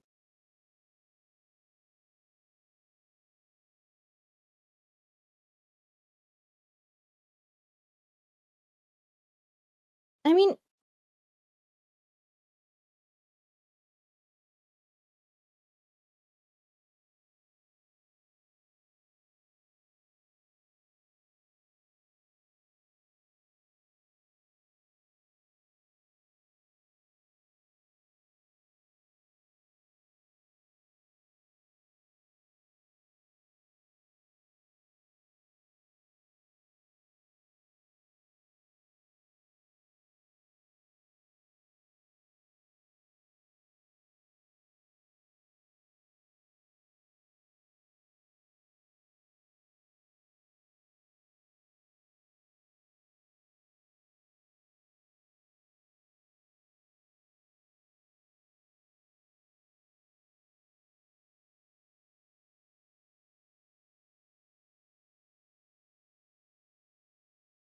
but it's one wish together. We don't get separate wishes.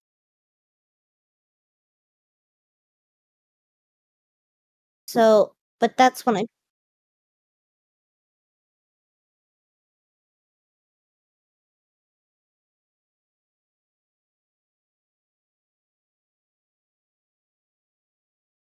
you'd be surprised. Um,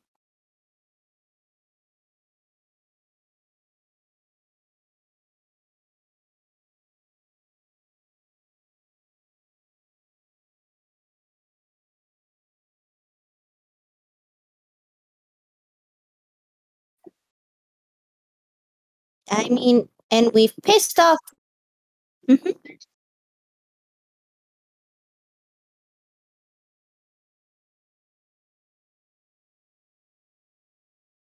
Here,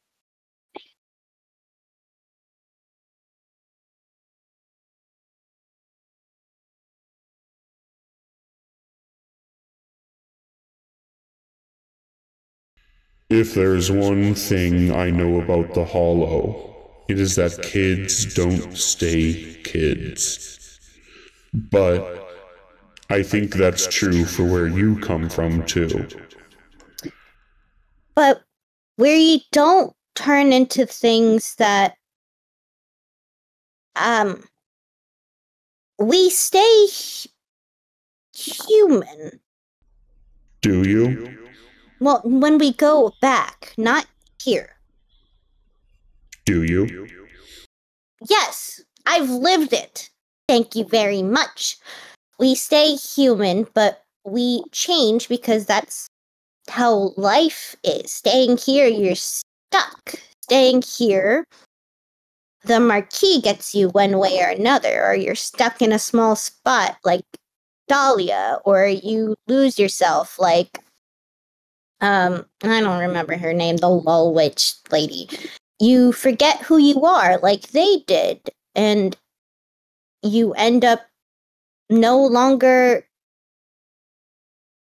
knowing who you are. At least there, even if you don't know, you have the way to find out. You have the means. You get your chances more than one. Here it's I think if you Lots of people in your world are losing their humanity and not knowing what to do about it. And sure, here, maybe things are always going to be the same.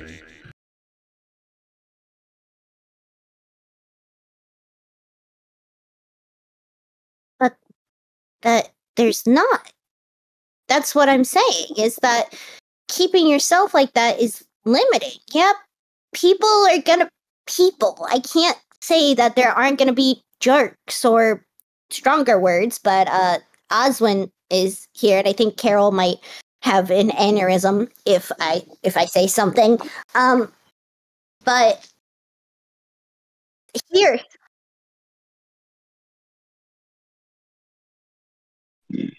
also we've pissed off the Marquis way too much to stay here. Yeah, that's also another thing to take into consideration. But change is something you want because the thing about it is that you can keep changing. It isn't a one and done. You don't stop changing. But here you do, and then you just stop being you.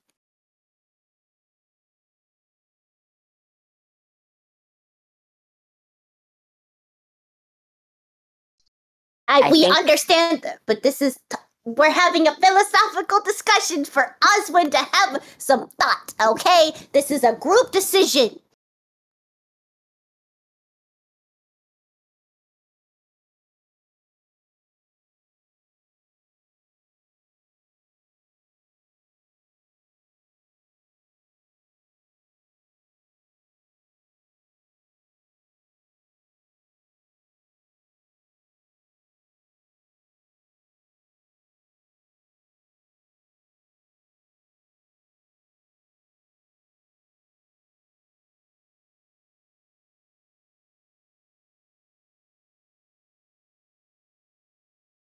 If that's the case, if we find your sister, because you just mentioned it, what should we say? Because I feel like not. I feel like it would just you want to stay here, that's fine. I'm not gonna stop you because it's your choice, and that wouldn't be fair, or it wouldn't be part of this. But not acknowledging you at all, I don't think that's how this is gonna work. Also,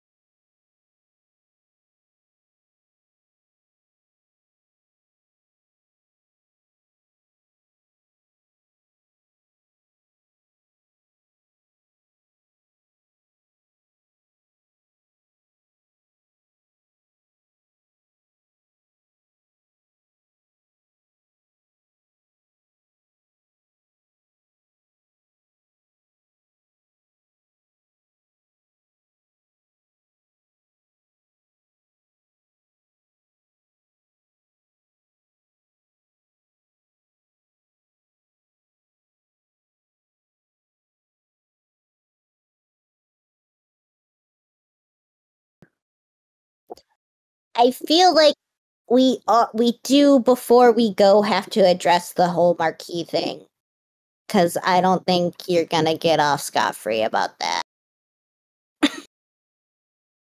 We have pissed him off a lot.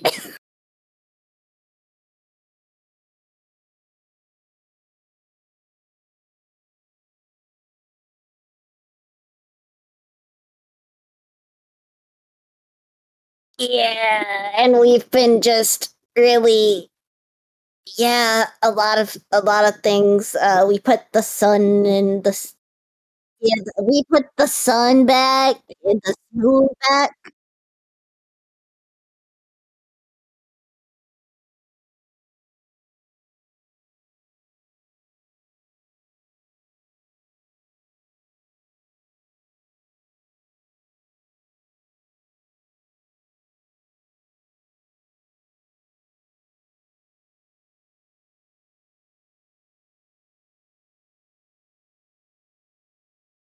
Yeah.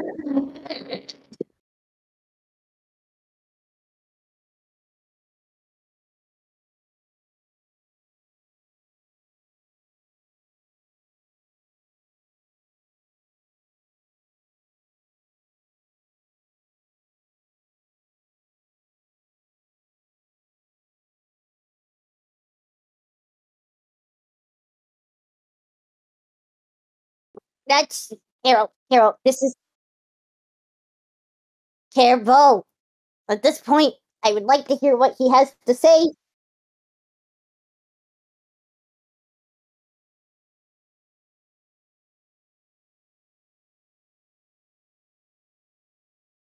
Say he wouldn't have he wouldn't have had to deal with that if he could have done that already.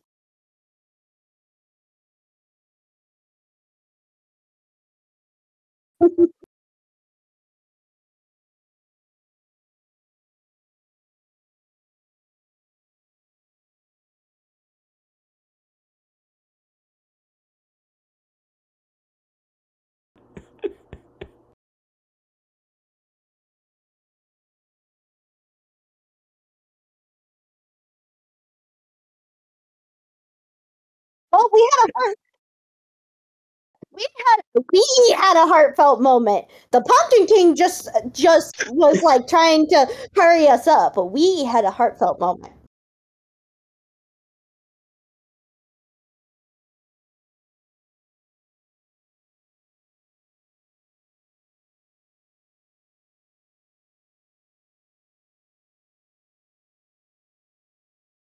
No, no. Anyway,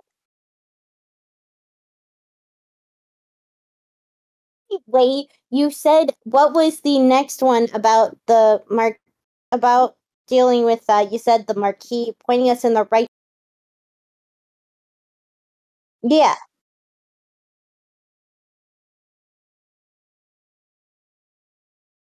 We got I was gonna say, I did not walk through a giant hallway that went on for who knows how long or how long I went in there to in the dark where I could see better with my eyes closed. I saw more things to just stay here when I want a nap, I want to go home, I want to make sure Oswald's okay, and I think I want to strangle the Marquis at this point because and I and and also if you keep going. Anyway, tell us that trick before I pull a trick that's called lighting you on fire.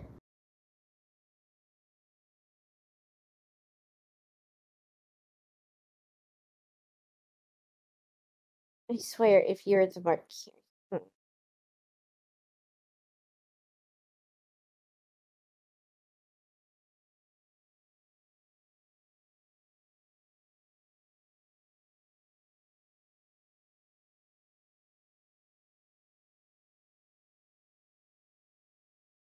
How about you be a little bit more helpful? Because we've been doing a lot of things.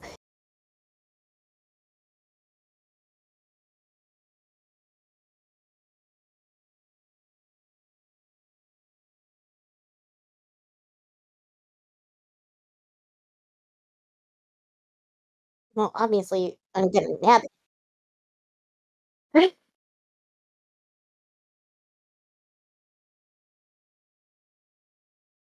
What? That you're just.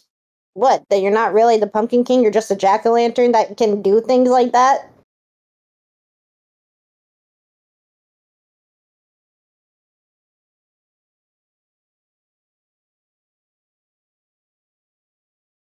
Well, yeah, that's how. That's how. The spirit of Halloween I can get, I guess. But the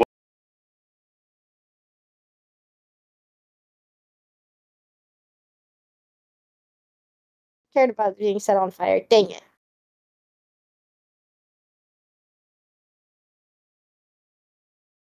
Yeah, okay. Whatever.